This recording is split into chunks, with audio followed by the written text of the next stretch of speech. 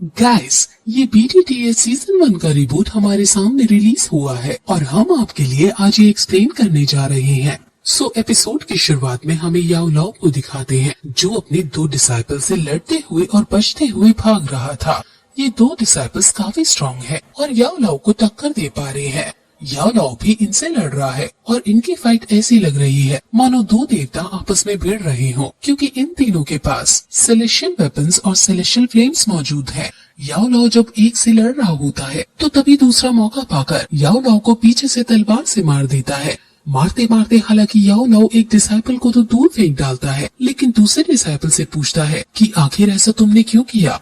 वो कहता है कि फेंस स्किल आपने हमें क्यों नहीं दी। याओ लाओ कहता है कि मैंने हमेशा तुम्हें अपने बेटे की तरह पाला है, तुमने मुझे सिर्फ एक स्किल के लिए धोखा दे दिया। वो कहता है कि धोखा तो आपने मुझे दिया है, वो स्किल मुझसे दूर रखकर। अगर आप ऐसा ना करते तो मैं बहुत ताकतवर हो चुका होता और अब आप इसी के लायक हैं। याओ लाओ फिर नीचे पहाड़ी में गिर जाता है। वहीं दूसरी तरफ कुछ साल बाद हमें जियान की कहानी दिखाई जाती है कि कैसे 11 साल का बच्चा बहुत जीनियस हुआ करता था, लेकिन 11 साल के बाद उसकी कल्टीवेशन कम होती रही और वो एक लूजर बन गया। जियाओ की फैमिली की आखिरी होप जियान ही थी और अब उनकी होप बहुत ज्यादा कम हो चुकी थी। वहीं फिर हम जियान को देखते हैं जो महल के बाहर खड़ा था और उसे कुछ लोग ये बात करते हुए दिखते हैं कि जियान कितना बड़ा लूजर हो गया है। ये लोग उसी की फैमिली के एल्डर्स थे और वो उसके पापा से, जो कि अभी के पैट्रियार्क है, उन्हें कह रहे हैं कि हम अब जियान के ऊपर और ज्यादा पैसा खर्च नहीं कर सकते हैं और अब उसके लिए कोई और बिल्स नहीं आएंगी। एल्डर्स फिर ये भी कहते हैं कि अगर जियान 1 साल के अंदर स्ट्रॉन्ग नहीं हुआ तो हम उसे ट्रेनिंग देना भी बंद कर देंगे। वहीं फिर जियान गुस्से में अपने कमरे में जाकर कल्टीवेट करने की कोशिश करता है, लेकिन फिर से वो कुछ नहीं कर पाता और उसकी दो की पार नहीं पड़ पाती। वो बहुत ज्यादा डिप्रेस रहने लगा है, लेकिन तभी उसे एक खबर आती है कि यंग लेडी उसे महल में मिलने आई है। ये लड़की नलन यानरैन है। सभी बातें बनाने लगते हैं कि आखिर ये लड़की है कौन। जियान जब वहाँ आता है तो उसे जब उसके पापा बैठने के लिए कहते हैं तो एल्डर्स ने उसके लिए कोई अरेंजमेंट्स नहीं की होती और उसका मजाक बनकर रह जाता है, लेकिन जी जूनियर उसे अपने पास बुलाकर बैठा लेती है। नलन यानरैन फिर आगे आकर जियान के पिता जीहान को ग्रीट करती है, जिस पर जीहान भी उससे प्यार से बात करते हुए उसके और उसकी फैमिली के हाल चाल पूछते हैं। नलन यानरैन उन सभी को अपने नीस से मिलवाती है। इनका नीस यूजी से ट्रेनिंग ले रहा है और वो बहुत ज्यादा स्ट्रॉन्ग है। इसका नाम गेये है और यूमा कहता है कि मैं यहाँ आपसे कुछ कहने आया हूँ। यूनलैंड सेक्ट अपने रूल्स को लेकर काफी स्ट्रिक्ट है और हमारे पैट्रियार्क को नलन यानरैन से काफी उम्मीदें हैं। वो इसको यून सेक्ट लीडर बनाना चाहते हैं, इसलिए हमने जो वादा आपसे किया था कि हम आपके बेटे और नलन यानरैन की शादी करेंगे, वो हम तोड़ रहे हैं। ये सुनकर जियान को काफी गुस्सा आ जाता है, क्योंकि चाइना के अंदर अगर लड़की वाले लड़के के घर आकर खुद से शादी तोड़ते हैं तो समाज में ये माना जाता है कि लड़का नापुंसक है। अगर ये रिश्ता टूट जाता है तो जियाओ फैमिली की बहुत ज्यादा बदनामी होगी। इसलिए जिहान भी कहता है कि तुम्हें पता भी है कि तुम क्या बोल रही हो। जिहान फिर गुस्से में अपने फायर टाइगर की स्पिरिट बाहर निकाल लेता है और गेये भी उसके बचाव में आगे आ जाती है। एल्डर जिहान को शांत होने के लिए कहते हैं और फिर जिहान जब ये पूछता है कि क्या तुम्हारे ग्रैंडपा ने इसकी मंजूरी दे दी है, तो नलन यानरैन कुछ सोचकर कहती है कि उन्होंने मना किया है, लेकिन ये मेरा मैटर है और मैं इस शादी को तोड़ रही हूँ। जिहान को काफी बुरा लग रहा होता है, लेकिन वो कुछ नहीं कर सकता था। फिर गेये उनको एक पिल निकाल कर देता है और कहता है कि हम मुआवजे के तौर पर ये दे सकते हैं। ये गोली की गैदरिंग पिल है और अगर कोई कल्टीवेटर इसे लेता है तो वो 9 स्टेज से सीधे 10 स्टेज पर पहुंच जाता है। ये गोली खुद पिल किंग गुए ने बनाई है। एल्डर्स का मन इस गोली को लेने का करने लगता है, क्योंकि ये एक गोली कई लाखों की है, लेकिन जियान आगे आकर गेये को इन गोलियों को वापस ले जाने को कहता है। एल्डर जियान को चुप रहने को कहते हैं, लेकिन जियान उनसे कहता है कि अगर मेरी जगह खुद आपका बेटा होता तो क्या आप जब भी ये पिल ले लेते। वो फिर नलन यानरैन के पास जाकर कहता है कि आप यहाँ मैरिज तोड़ने की रिक्वेस्ट करने आई हैं और हमें ये रिक्वेस्ट मंजूर नहीं है। ये रिश्ता मास्टर्स ने फिक्स किया था और इसको तोड़ने का अधिकार उन्हीं को है। अगर ये हमने तोड़ने की कोशिश की तो ये हमारे पूर्वजों का अनादर होगा और मुझे आशा है कि तुम्हारे अंदर इतनी तो समझ और संस्कार होंगे कि तुम पूर्वजों का अनादर ना करो। नलन यानरन को काफी गुस्सा आ जाता है और वो जब ये कहती है कि मैं तुम्हें 3 पिल दूंगी और तुम्हें यूनसेक के अंदर ट्रेनिंग भी करने दिया जाएगा, तो भी जियान नहीं मानता। और फिर नलन यानरन एक सोल्यूशन निकालती है और कहती है कि ठीक है, मैं ये रिश्ता नहीं तोड़ रही हूँ, तुम्हारे और मेरे बीच 3 साल बाद युद्ध होगा और अगर उस युद्ध में तुमने मुझे हरा दिया तो मैं तुम्हारी दासी तक बनने को तैयार हूँ, लेकिन अगर मैंने तुम्हें हरा दिया तो तुम हमेशा के लिए इस रिश्ते से पीछे हट जाओगे। ये सुनकर सभी काफी उदास हो जाते हैं और जीहान को फिर से गुस्सा आ जाता है और वो नलन यानरन से कहता है कि तुम्हें मेरे बेटे की हालत अच्छे से पता है और तुमने इसका मजाक उड़ाने के लिए मन से लड़के के लिए कहा है, क्या तुम्हें शर्म नहीं आ रही? अपने पापा को इस हालत में देखकर जियान की आंखों में आंसू आ जाते हैं और वो ऐलान करता है कि 3 साल बाद मैं तुमसे लड़ूंगा और तुम्हें हराकर तुम्हारे इस घमंड को दूर कर दूंगा। वो फिर एक एग्रीमेंट लिखता है और उस पर अपने खून से दस्तखत करके उसे देता है और कहता है कि तुम्हारे पास अब चैन से जीने के लिए सिर्फ 3 साल है। जियान अब उदास होता हुआ वहाँ से बाहर चला जाता है। नलन यानरन भी जाने लगती है, लेकिन जी जूनियर उसे रोकती है और कहती है कि मुझे आशा है कि तुमने जो आज औरतों की भांति अपना आचरण यहाँ दिखाया है, इसका तुम्हें कोई पछतावा नहीं होगा। तुम ये गलती से भी मत सोचना कि तुम जो कर रही हो उसकी सजा से तुम्हें तुम्हारा यूनसेक बचा लेगा। तुम ये ना भूलो कि डॉ की मेनलैंड काफी बड़ा है और इस कॉन्टिनेंट में कई सारे लोग ऐसे हैं जो तुम्हारी यूजी से ज्यादा ताकतवर हैं। अब फिर नलन यानरन और गुये जी जूनियर की आंखों में एक खास तरह की रोशनी देखते हैं। इस रोशनी को देखकर ये डर जाते हैं और वो समझ जाते हैं कि हमारे यहाँ से जल्द जाने में ही भलाई है। अब फिर हम जियान को देखते हैं जो पहाड़ी के किनारे उदास बैठा हुआ है और अपनी ताकत के बारे में सोच रहा है, लेकिन तभी वहाँ उसके पापा आते हैं जो उससे पूछते हैं कि क्या तुम अब खुद को ब्लेम कर रहे हो? तुम छोटी बच्ची की तरह क्यों एक्ट कर रहे हो? तुम तो इतने समझदार हो। वो ये कहकर उसे मनाने लगते हैं और कहते हैं कि वो तो नलन यानरन का लॉस है कि उसे मेरे जैसा बेटा नहीं मिल रहा है, तुम कोई लूजर नहीं हो। जियान कहता है कि लेकिन मैं भी अपनी कल्टीवेशन इम्प्रूव नहीं कर पा रहा हूँ, मैंने अपने साथ साथ आपका भी सम्मान खो दिया है। ये सुनकर उसके पापा हंसने लगते हैं और कहते हैं कि हो सकता है कि तुम्हारी कल्टीवेशन में कोई प्रॉब्लम हो, लेकिन क्योंकि तुम जियांग फैमिली से हो इसलिए तुम्हें कभी गिव अप नहीं करना चाहिए, हमेशा सोल्यूशन की तरफ जाते हुए आगे बढ़ते रहना चाहिए। वो फिर उसे कुछ पिल्स देते हैं जो वो मीटियर ऑक्शन हाउस से लेकर आए थे। शायद ये पिल्स जियान की डॉगी को फिर से इकट्ठा करने में कामयाब हो जाए। अब फिर वो वहाँ से चले जाते हैं। अब उनके जाने के बाद तभी वहाँ आवाज आती है और वो आवाज कहती है कि मैं तुम्हें कोई परेशानी नहीं पहुँचाऊंगा। इतने सालों तक मैं किसी से नहीं मिला जिसके पास इतनी स्ट्रॉन्ग सोल हो। जियान कहता है कि आखिर तुम हो कहाँ और सामने क्यों नहीं आते? वो आवाज उसे अपनी रिंग में देखने को कहती है और जियान समझ आता है कि ये रिंग ही उसकी सोल पर को एब्जॉर्ब कर रही है। जियान के अंदर जो डॉगी थी वो इसी रिंग की वजह से कम हुई थी। जियान गुस्से में उस रिंग को उठाकर नीचे खाई में फेंक देता है, लेकिन वो रिंग फिर से जियान के सामने आ जाती है और उसमें से याओ लाओ निकलता है। जियान उसे देखकर समझ ही नहीं पाता कि आखिर ये घोस्ट है या इंसान। वो कहता है कि इतना गुस्से में आने की कोई जरूरत नहीं है, मैंने सिर्फ 3 साल तक ही तुम्हारे अंदर की पार को एब्जॉर्ब किया है, मेरे पास और कोई चॉइस नहीं थी। जियान कहता है कि तो तुम्हारी वजह से ही मैं कमजोर हुआ हूँ और तुम्हारी वजह से ही मेरी फैमिली को इतना कुछ झेलना पड़ा है। याओ लाओ कहता है कि लेकिन इन 3 सालों में तुम कितने बड़े हो गए हो, अगर मैं ना होता तो तुम हमेशा जीने से कहला रहे होते और तुम्हारा माइंड कभी मैच्योर और विकसित नहीं हो पाता। जियान कहता है कि अब इससे कोई फर्क नहीं पड़ता, लेकिन अब तुम मेरे रिंग में नहीं रहोगे और मेरी बार एब्जॉर्ब नहीं करोगे। याओ लाओ कहता है कि क्या तुम स्ट्रांग होना नहीं चाहते? क्या तुम नहीं चाहते कि सब तुम्हारी इज्जत करे? जियान कहता है कि तुम ये पूछते हुए अच्छे नहीं लगते, क्योंकि अगर तुम ना होते तो मैं अब तक बहुत स्ट्रांग हो गया होता। याओ लाओ कहता है कि तुम्हारे अंदर बहुत टैलेंट है, लेकिन तुम सिर्फ डॉगी की 3rd स्टेज पर हो। अगर तुम मेहनत करो तो भी तुम 3 ईयर एग्रीमेंट नहीं जीत सकते हो। वो लड़की भी तुम्हारी जितनी ही जीनियस थी और अब कुछ टाइम में वो बहुत ज्यादा ताकतवर हो जाएगी। जियान कहता है कि अगर तुम मेरे साथ ऐसा ना करते तो मैं अभी तक 2 पर्सन होता। याओ लाओ हंसते हुए कहता है कि इतना गुस्सा मत करो, 2 पर्सन बहुत छोटी रैंक है। 2 पर्सन के ऊपर 2 शी और 2 जी आते हैं और यहाँ और भी कई स्टेजेस हैं जो आम इंसान को पता ही नहीं है।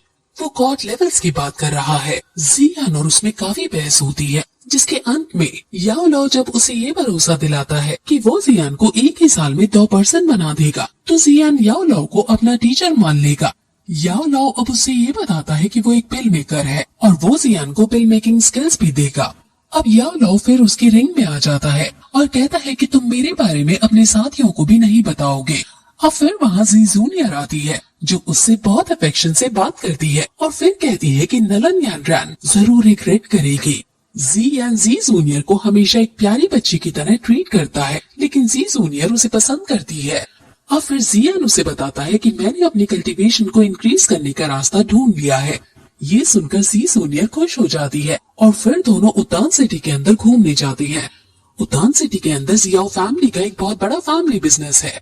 जियान यहाँ से काफी सारी हर्ब्स लेने लगता है, लेकिन आगे जाने पर उसे एक जगह कम भीड़ दिखाई देती है और फिर तभी वहाँ जियाली हाउस के लोग आ जाते हैं और वो जियान के वहाँ आकर उसे लूजर कहने लगते हैं। इस मार्केट प्लेस के कस्टमर्स जियाली हाउस ने अपने पास बुला लिए थे, इसलिए जियाओ फैमिली के बिजनेस पर लोग कम होने लगे हैं। वो लोग क्योंकि जियाओ फैमिली का मजाक उड़ा रहे हैं, इसलिए जी जूनियर को काफी बुरा लगता है, लेकिन जियान उसको कुछ ना करने को कहता है। जियान फिर उदास होकर वहाँ से जंगल की तरफ चला जाता है और फिर याओ लाओ से कहता है कि क्या तुम जियाली हाउस के मेकर से अच्छी बना सकते हो ताकि जियाओ फैमिली के बिजनेस फिर से चलने लगे। याओ लाओ कहता है कि जब तुम 2% बन जाओगे तो मैं तुम्हें पिलमेकिंग सिखा दूंगा और फिर वो उसकी मार्शल आर्ट्स की ट्रेनिंग शुरू करता है। जियाली हाउस ने मोनोपोली क्रिएट कर दी है और जियाओ फैमिली अब बहुत नीचे चली गई है। वहीं जियाली हाउस के अंदर वो सभी एल्डर्स पैट्रियार्क के साथ जब मीटिंग कर रहे थे तो पैट्रियार्क ल्यूजी से और भी अच्छे पिल्स बनाने को कहते हैं। ल्यूजी बहुत बुरा और अय्याश किस्म का आदमी है और वो प्रॉफिट का 50% उनसे मांग लेता है। पैट्रियार्क के पास और कोई चारा नहीं था, क्योंकि अगर उन्होंने ल्यूजी को उदास कर दिया तो ल्यूजी जियाओ फैमिली के पास जाकर उनके लिए पिल बनाने लगेगा। अब फिर ल्यूजी वहाँ से चला जाता है। एल्डर्स और पैट्रियार्क के बेटे को ये बात काफी बुरी लग रही थी, लेकिन पैट्रियार्क उन्हें समझाते हैं कि वो ल्यूजी को खो नहीं सकते और जियाओ फैमिली को एकदम से तबाह नहीं कर सकते, क्योंकि हमारा अभी इतना नाम नहीं है। अपना नाम बनाने के लिए हमें जियाओ फैमिली की जी जूनियर का सहारा लेना पड़ेगा। जी जूनियर काफी सुंदर है और अगर जी जूनियर ल्यूजी की हो गई तो ल्यूजी हमेशा के लिए हमारी बात मानेंगे। वही जियान जो कि अपने टीचर के अंदर काफी हार्ड ट्रेनिंग कर रहा था, वो सकिंग पाम्स की टेक्निक अच्छे से सीख गया है और वो पाम फर्स्ट टेक्निक से एक रॉक को भी आसानी से तोड़ देता है। और फिर वो अपने टीचर से और भी टेक्निक की बातें करता है जो अभी उसने टेक्निक यूज की थी। इसका नाम 8 पोल स्मैशिंग फर्स्ट टेक्निक है और ये अटैकिंग फील्ड में सबसे पावरफुल है। टीचर भी उसकी प्रोग्रेस से काफी खुश है और वो दोनों पिल मेकिंग की बातें करते हैं। जियान उनसे पूछता है कि आखिर पिल मेकर्स किस आधार पर कैटेगराइज होते हैं। वो बताता है कि हम पिल मेकर की फ्लेम को देखकर उसकी रंग बता सकते हैं। फ्लेम का कलर येलो होता है और जैसे जैसे स्टेज बढ़ती जाती है ये डार्क होता जाता है। जियान उनसे उनकी रंग पूछता है, जिस पर वो उसे अपनी फ्लेम दिखाती है। उनके पास फायर फ्लेम है और वो अब जियान को बताते हैं कि डॉगी फ्लेम के साथ एक सीक्रेट फ्लेम भी होती है और मेरे पास जो सीक्रेट फ्लेम है उसका नाम स्ट्रेंज फायर है। ये स्ट्रेंज फायर दो फायर से 1000 गुना ज्यादा शक्तिशाली होती है। न सिर्फ इनके यूज मेडिसिन बनाने के लिए किए जाते हैं, बल्कि दुश्मनों से लड़ने के लिए भी इनका यूज कर सकते हैं। सेम लेवल पर होने के बावजूद भी कोई इंसान स्ट्रेंज फायर से लड़ने की गलती नहीं कर सकता है। जो मेरी ये फायर है ये 11th रैंक बो स्पिरिट कोल्ड फायर है, लेकिन ये सब तुम्हें बहुत दिनों बाद ही मिलेगा। जब तुम 2% को ब्रेक कर लोगे तो तुम्हें फायर स्किल सिखाऊंगा और फिर तुम पिल मेकर बनकर पिल बना सकोगे। अब जियान अपने टीचर से हेवन स्किल मांगता है, जिस पर उसके टीचर कहते हैं कि हेवन स्किल कोई ऐसी चीज नहीं है जो हर जगह बिकती डोलती हो, लेकिन मेरे पास ऐसी स्किल है जो हेवन लेवल के जैसी ही शक्तिशाली है। क्या तुम उसे सीखना चाहोगे? ये स्किल येलो लेवल लो है और ये सुनकर जियान उदास हो जाता है, लेकिन टीचर बताते हैं कि ये स्किल शुरुआती स्टेज में तो कम है, लेकिन ये स्किल इवॉल्व हो सकती है। जियान को ये सब बहुत अजीब लग रहा था, क्योंकि उसने कभी नहीं सुना था कि कोई स्किल भी भला इवॉल्व हो सकती है। और फिर वो और भी बातें करती है और फिर जियान उनसे पूछता है कि क्या तुमने मुझे अपना शिष्य बनाया है, आखिर तुमने ऐसा क्यों किया है। टीचर बहुत सोचकर कहता है कि मैं नहीं जानता कि मैं गलत हूँ या सही, लेकिन मैं तुम्हें कभी कोई नुकसान नहीं पहुँचाऊंगा। अब फिर वहाँ जी जूनियर आती है और ये दोनों क्योंकि 6 महीने बाद मिल रही हैं, इसलिए वो दोनों काफी अच्छे से बातें करती हैं। और तभी जी जूनियर जियान के शरीर पर चोट के निशान देखती है। जियान कहता है कि ये तो कुछ भी नहीं है, ये तो बस मेरी प्रैक्टिस का हिस्सा है जो कि मुझे नाइट टॉकी पर पहुंचाएगी। जी जूनियर अब उसके घाव पर मरहम लगाने लगती है और उन दोनों के बीच हमें एक रोमांटिक सीक्वेंस दिखाया जाता है। फिर जियान क्योंकि बहुत ज्यादा घायल था, इसलिए जी जूनियर उसे अपनी गोदी में सुला लेती है और उसे हील करने लगती है। लेकिन तभी जियान 8 स्टार से निकलकर डॉगी के 9 स्टार पर पहुंचने लगता है। और फिर जब उसकी आंखें खुलती हैं तो वो डॉगी के 9th लेवल का योद्धा बन गया होता है। अब जियान जियाओ फैमिली का हालचाल पूछता है, जिस पर उसे जियाली बी हाउस के कारनामों का पता चलता है। जियान और जी जूनियर अब जल्दी से मार्केट प्लेस जाने का डिसाइड करते हैं। वहीं दूसरी तरफ मार्केट के अंदर सभी लोग जियाली हाउस की मेडिसिन ले रहे थे। और फिर तभी अब मास्टर लियो आते हैं और वो जब जियाओ फैमिली को खत्म हुआ देखते हैं तो उन्हें काफी मजा आता है। और फिर वो उससे जी जूनियर के बारे में पूछते हैं और कहते हैं कि वो लड़की मुझे कहाँ मिलेगी। जियाली उसे बताता है कि वो थोड़ी देर में यहाँ आती ही होगी, क्योंकि वो मार्केट प्लेस को चेक करती ही रहती है। जब वो यहाँ आए तब आप उसके साथ कुछ भी कर लेना।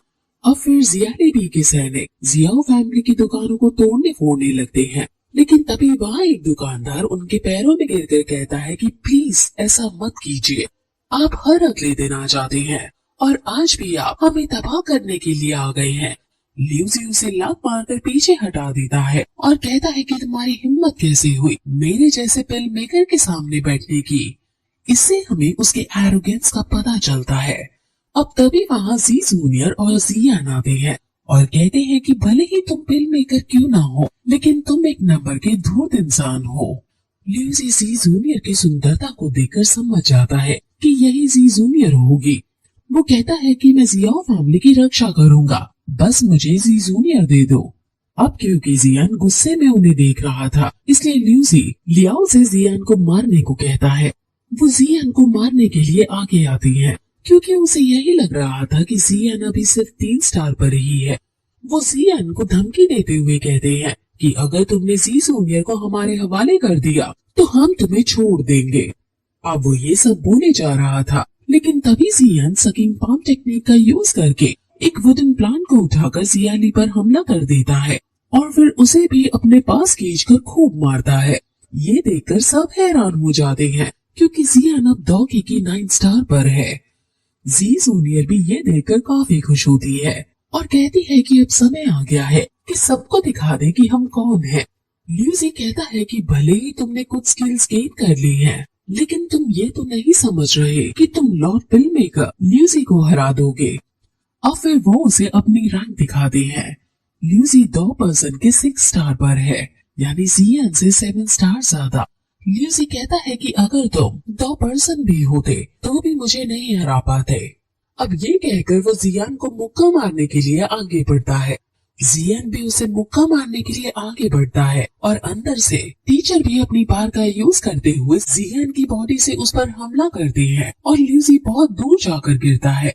ये देखकर सब हैरान हो जाते हैं और जी जूनियर भी कुछ समझ नहीं पाती कि आखिर ये कैसे हो गया। जियान भी समझ जाता है कि ये मेरे टीचर ने किया है। ल्यूसी अब गुस्सा होते हुए वहाँ से जाने लगता है और कहता है कि तुम देखना कि मैं कैसे और भी अच्छे पिल्स बनाकर तुम्हारी पूरी मार्केट को कैप्चर कर लेता हूँ और फिर तुम्हारी जियाओ फैमिली जी जूनियर को मुझे देने के लिए मजबूर हो जाएगी। और फिर वो जी जूनियर से भी कहता है कि जब ऐसा होगा तो बहुत अच्छा सीन बनेगा और बहुत मजा आएगा। ये सुनकर जियान को काफी ज्यादा गुस्सा आ जाता है और उसका मन ल्यूसी को मारने का करने लगता है।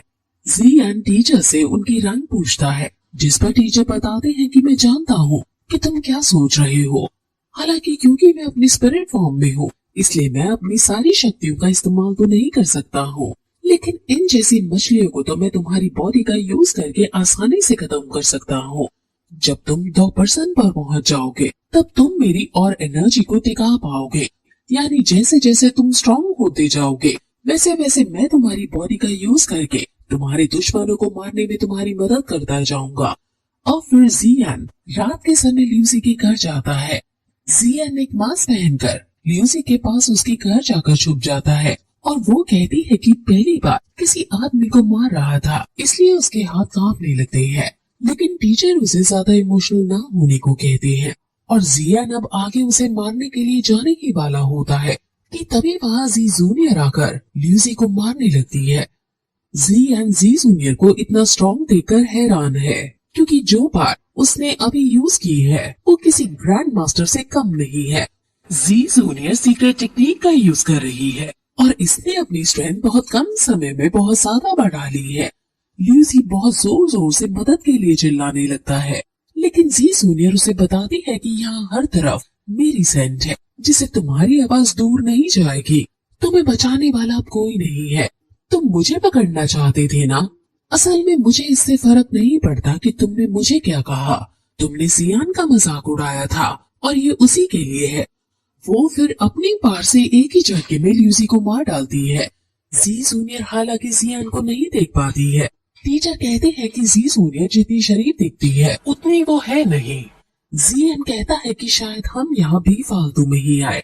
टीचर कहता है कि ऐसा नहीं है। जी जूनियर हालांकि काफी ताकतवर है लेकिन उसके पास अभी एक्सपीरियंस नहीं है। ध्यान से देखो, लूसी अभी मरा नहीं है। लूसी सिर्फ घायल हुआ था और अब जियान उसके पास जाकर उसे पूरी तरह से मार देता है और फिर उसे मारकर वो वहाँ से जाने लगता है। लेकिन तभी रास्ते में उसे जी जूनियर दिख जाती है और उसे पूछती है कि तुम आखिर कौन हो और तुम उस घर में क्यों छुप रहे थे। वो ये सब गुस्से में अपनी सीक्रेट फायर को निकाल कर पूछ रही थी क्योंकि जियान ने मास्क पहन रखा था और वो उसको पहचान नहीं पा रही। जी जूनियर उसके सामने आ जाती है और उससे पूछने लगती है कि आखिर तुम कौन हो। मास्क पहना हुआ जियान पहले तो अपनी आइडेंटिटी बताने से मना कर देता है लेकिन जब जी जूनियर उसे धमकी देती है तो जियान उसको कह देता है कि वो जियान का टीचर है। जी जूनियर समझ जाती है कि यही वो आदमी है जो जियान को ट्रेनिंग दे रहा है और उसको कल्टीवेट करा रहा है।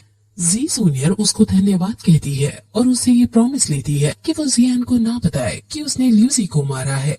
फिर जी जूनियर उससे विदा लेकर वहाँ से चली जाती है और फिर जियान जी जूनियर को प्यार से जाते हुए देखने लगता है तो याओ लॉ समझ जाता है और उसे कहता है कि अगर तुम इमोशंस को अपनी ट्रेनिंग के बीच में लाओगे तो तुम भटक सकते हो। जियान चिढ़कर पूछता है कि आखिर आपको सबसे क्या दिक्कत है। याओ लाओ कुछ सोचकर जियान से पूछता है कि अगर कुछ दिक्कत हुई और तुम्हें मुझ में से और अपनी इस लिटिल गर्लफ्रेंड में से किसी एक को चुनना हो तो तुम किसे चुनोगे। जियान ये कहकर बात टाल देता है कि कोई दिक्कत कभी होगी ही नहीं। वही जियाली भी ल्यूसी को मरा हुआ देखकर समझ जाता है कि ये जिस तरीके से मरा है जरूर ये जियान का काम है। जियाली भी जियालियाओ से बात करता है और क्योंकि जियाओ फैमिली ने उनकी नाक के नीचे ही उनके एक आदमी को मार डाला है इसलिए वो जियाओ फैमिली से बदला लेने का डिसाइड करते हैं। वहीं दूसरी तरफ जियान याओ लाओ के बताए गए तरीके के अनुसार पिल्स लेकर कल्टीवेट करने लगता है। उसने की गैदरिंग पिल ली है और याओ लाओ इसको एब्जॉर्ब करने का उसे तरीका बताता है।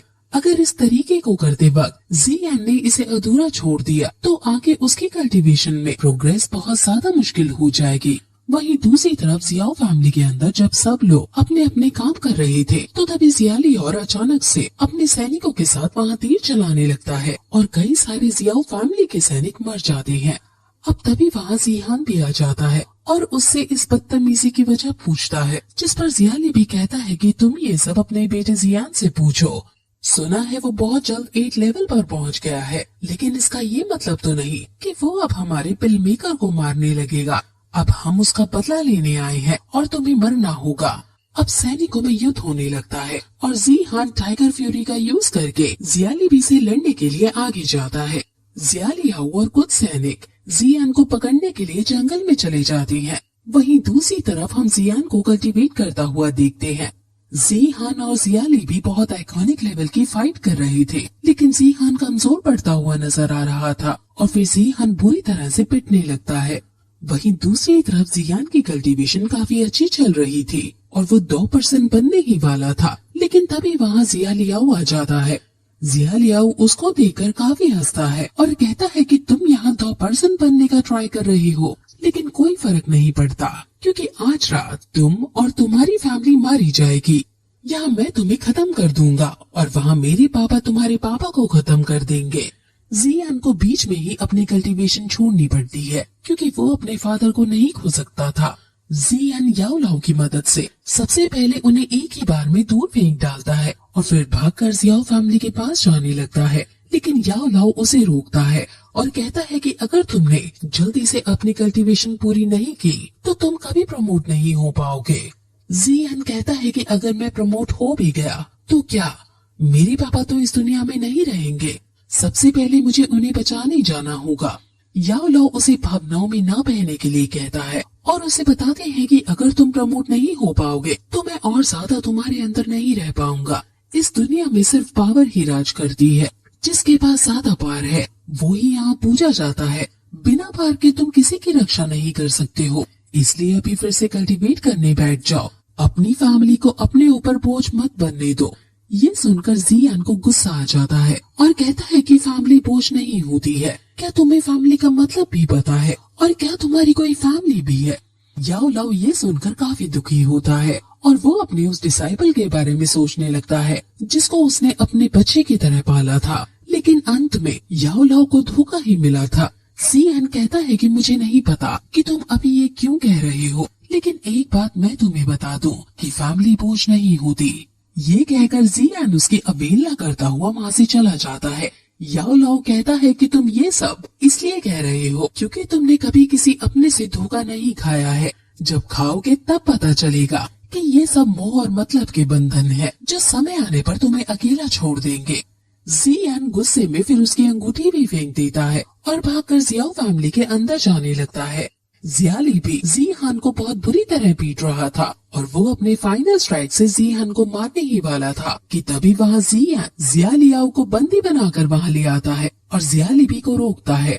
जियालिबी अपने बेटे को जियान की गिरफ्त में देखकर रुक जाता है और जब जियालियाओ रहम की भीख मांग रहा होता है तो जियालिबी उदास होकर कहता है कि शायद तुम इस युद्ध में शहीद हो जाओगे क्योंकि ये युद्ध जीतना मेरे लिए काफी जरूरी है। ये सुनकर जियालियाओ हैरान हो जाता है क्योंकि उसके पापा उसे नहीं बचा रहे हैं। जियालिबी फिर अपने बेटे की परवाह ना करते हुए हमला कर देता है। हालांकि जियान अपने पापा को बचा लेता है, लेकिन जियान को काफी चोट लग जाती है। जियालिबी फिर जियान पर हमला कर देता है और जियान काफी ज्यादा घायल हो जाता है, लेकिन तभी वहाँ याओ लाओ आ जाता है और जियान के अंदर घुस जाता है। जियालिबी जियान को फिर जब और मारने लगता है तो याओ लाओ अब वहाँ आता है और जियान की बॉडी का यूज करके जियालिबी को कूटने लगता है। जियालिबी उसे पूछता है कि आखिर तुम कौन हो। जियान फिर तभी सही मौका देखता है और याओ लाओ आसपास शील्ड क्रिएट करके जियान को कल्टीवेट करने का समय देने लगता है और जियान फिर कल्टीवेट करने लगता है। जियान अपने बचपन को याद करता है कि कैसे एक समय पर वो जीनियस हुआ करता था और सब उसे प्यार किया करते थे। कैसे फिर नलन यांड्रान ने उसकी बेइज्जती की थी और कैसे उसने 3 ईयर एग्रीमेंट साइन किया था। अब जियान फाइनली 2 पर्सन बन जाता है और खड़ा होकर जियालिबी को एक पंच दे मारता है जिससे उसके प्राण पखेरु वहीं उड़ जाते हैं।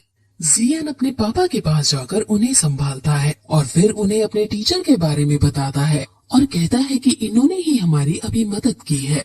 जियान उसके टीचर को प्रणाम कहता है और धन्यवाद कहते हैं। हालांकि जियान के सिवा कोई उन्हें नहीं देख सकता है, बाकी लोग सिर्फ उन्हें सुन सकते हैं। याओ लाओ जियान से उसके बेटे की तारीफ करते हुए कहता है कि मैं तुम्हारे बेटे को अपने साथ बाहर ट्रेनिंग के लिए ले जाना चाहता हूँ, इसलिए मैं तुमसे यहाँ परमिशन लेने आया हूँ। जियान कहता है कि मैं आपका आभारी हूँ और जो आपको उचित लगे आप वही करें। वही तभी अब सी जूनियर भी आ जाती है और उसके पीछे शैडो मास्टर, जिसका असली नाम लिंग यिंग है, वो भी होता है। असल में ये दोनों गू क्लैन से संबंध रखते हैं। गू क्लैन यूनसेक से भी ज्यादा ताकतवर क्लैन है।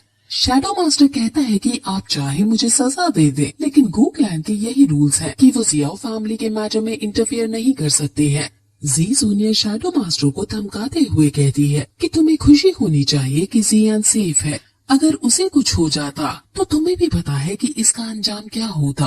वहीं अब जियान और टीचर आपस में बातें करते हैं, जिस पर जियान उनसे फिर पूछता है कि आखिर आप मेरे टीचर क्यों बने हैं। याओ लाओ उसे सच बता देता है और कहता है कि मुझे अपनी ये फॉर्म नहीं पसंद है। मैं जब मरा था तो मैंने अपनी लाइफ अपनी सोल में डाल दी थी, क्योंकि मैं नॉर्मल लोगों से ज्यादा शक्तिशाली हूँ, इसलिए मैं ऐसा कर पाया हूँ। वापस मुझे अपनी बॉडी लेने के लिए रिसर्सरेशन मेथड करना होगा और ये वही कर सकता है जो बहुत ज्यादा स्ट्रॉन्ग हो, इसलिए मैं तुम्हें ट्रेनिंग दे रहा हूँ। लेकिन मैं तुम पर कभी फोर्स नहीं करूँगा कि तुम्हें ये मेथड मेरे लिए परफॉर्म करना है या नहीं। फेन स्किल्स के द्वारा ये सब किया जाता है।